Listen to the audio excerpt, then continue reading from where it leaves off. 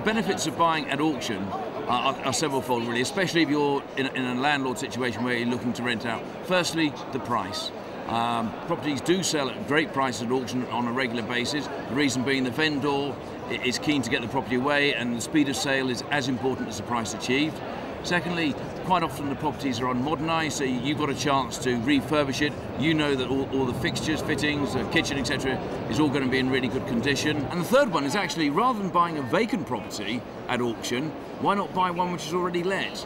Some research we did last week shows that the average yield on properties being sold at auction which have a benefit of an assured shorthold tenancy was 8.9%, which is way above what the sort of average market rate is. So you've got clear daylight between the mortgage interest rate you might be paying and the income coming in on the other side. So three great reasons why auctions could be the place to look for your next investment property. I think a couple of really good tips if you're looking to buy at auction is firstly, understand the guide price. Many people think the guide price is what the auctioneer expects to sell it for. It's not. It's a very good indication as to where the reserve is going to be set. But if it's a popular lot or it's got a low reserve, it could go for way above the guide price. So understand that, and don't be disappointed if a guide price was, say, 120,000 sold for 180. That's what it was worth on the day.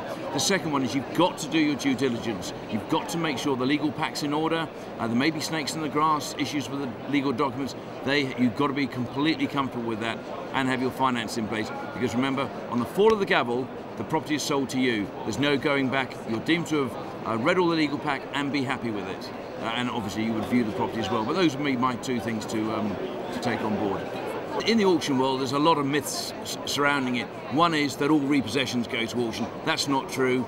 In the Q4 of 08, we saw about 25% of all repos ending up in the auction room, but now it's settled down to the long-term average of 10%. So 90% of repos are sold through estate agents. Only 10% end up in the auction room. The second thing is that all properties going to auction are rubbish. That's nonsense as well.